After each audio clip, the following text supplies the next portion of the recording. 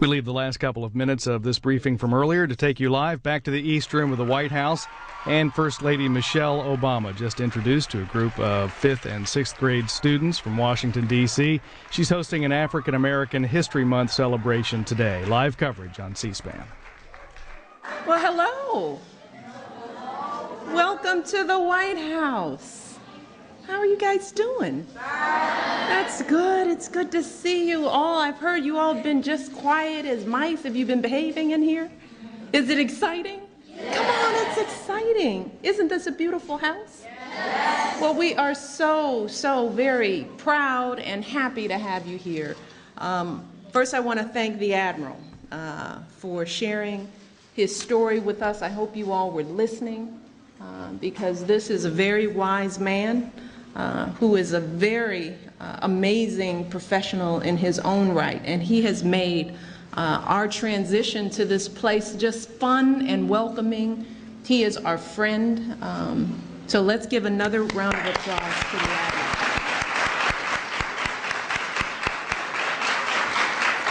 I wanted you to hear from the Admiral because he plays a very important role in making the White House a wonderful place for the President and his family, and that goes for any president who comes through these doors. What the Admiral does for us, he would do for any family who lived here. And he makes this a very special place for people to visit, not just here in this country, but from around the world. Like Barack and I, the Admiral didn't rise to his position because of wealth or because he had a lot of material resources. See, we were all very much kids like you guys. We just figured out that one day that our fate was in our own hands. We made decisions to listen to our parents and to our teachers and to work very, very hard for everything in life. And then we worked even harder anytime anybody doubted us. Each and every day, the Admiral and his staff who run this beautiful house demonstrate the highest level of professionalism. It's amazing to watch them. They do their jobs with pride and grace. And that's one thing I hope that you all pick up, is the level of pride and grace that you put into anything you do. They work very hard to make the White House a warm family home and a great presidential residence, commanding pride and respect throughout this country and around the world. As President and First Lady, Barack and I are just the caretakers of this house. We're just borrowing it for a little bit. But while we live here, we're your neighbors, okay? And we want you to feel welcome here at the White House, which really is, as the Admiral said, it's the people's house. It belongs to all of us. So just remember that, okay? And as the people's house, we believe the White House should be a place for learning and for sharing new and different ideas, sharing new forms of art and culture and history and different perspectives. We want you to visit, and we want you to take advantage of these opportunities and maybe see something for yourselves that maybe you never thought you could do or be. So I'm happy to welcome you here for our little Black History Month celebration. I'm glad you guys are here. So many milestones in Black history have touched this very house. Just to name a few, did you know that African American slaves helped to build this house? You knew that?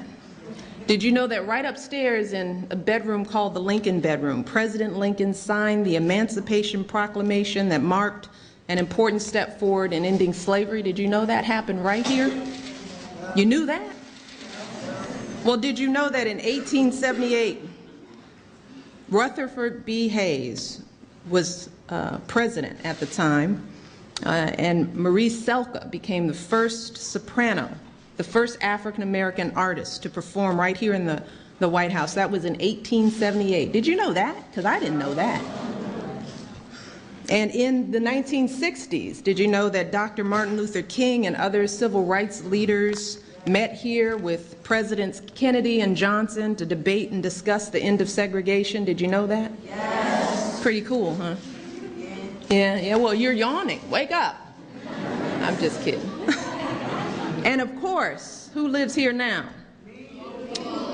President Obama, and he's making history every single day. Why? Why? He is the... That's correct. Would you like to stand?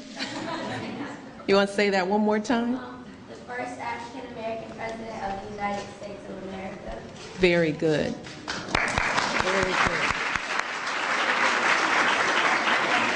So you guys know your history. That's a good thing. That means your parents and teachers are doing their jobs. But I encourage you not only to focus on the famous names that you read in the history books or that you see on TV, but I want you to also think about the extraordinary people who live in your own worlds, the folks in your own lives, parents, grandparents, yes, teachers, all those folks who play important roles in Black history and American history every single day. You're living right among them. People like Admiral Rashawn, who has his grandchildren here today. Where are Alex and Olivia? Where are you guys? Where are they? Hello, welcome. It's good to see you all. That's the Admiral's grandchildren. Let's give them a welcome. All of these folks who are in your world right now are writing a chapter in history of their own. But the truth is that the next chapter in history will be written by all of you. Did you realize that? The next chapter in history is written by you. So you have to ask yourselves, what will you do in life to help someone else in need? Have to ask yourselves, what are you going to do to make your own community stronger? What are you going to do to make sure that this nation is even greater?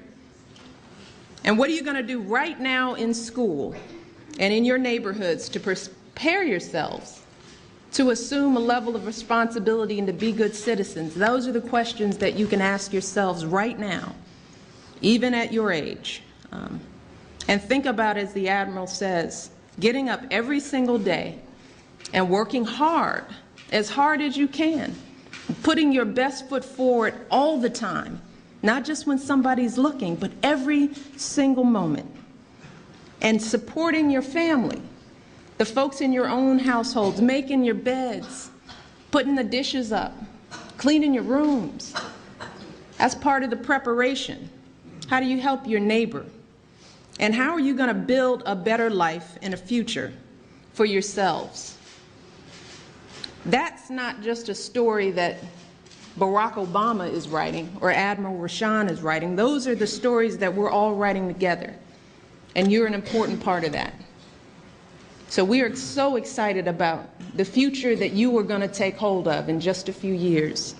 So I welcome you again to the White House, and I hope you enjoy what is going to be a phenomenal performance. We've got some special guests with us today who are also national treasures. A group, one of my favorite groups in the whole wide world, Sweet Honey in the Rock.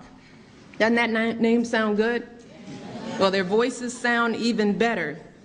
This group was founded in 1973 by Bernice Johnson Reagan. Sweet Honey in the Rock has continued the African American tradition of using music and song to advance freedom and social justice. So will you guys now help me welcome them? Give a big round of applause to Sweet Honey in the Rock. They can't hear you.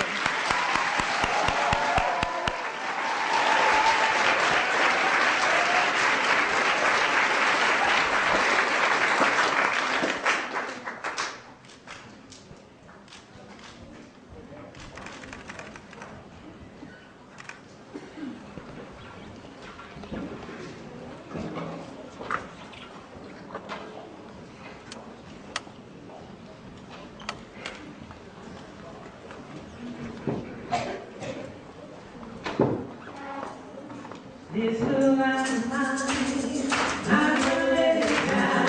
Oh, this little light of mine, well, I'm gonna let it shine. This little light of mine, well, I'm gonna let it shine. Let it shine, let it shine, let it shine. This little light of mine, I'm gonna let it shine. Oh, this little light of mine. I'm gonna let it shine. This little light of mine. I'm gonna let it shine. Let it shine. What's the matter? I know, I just heard the First Lady tell you. Who's going to make history? Uh-oh. You are. So we're talking about your light. So when we sing this little light of mine, you say what? I'm going to let it shine. But you got to say it loud so we know you're going to let it shine. Let's try this again. This little light of mine, I'm going to let it shine. Oh,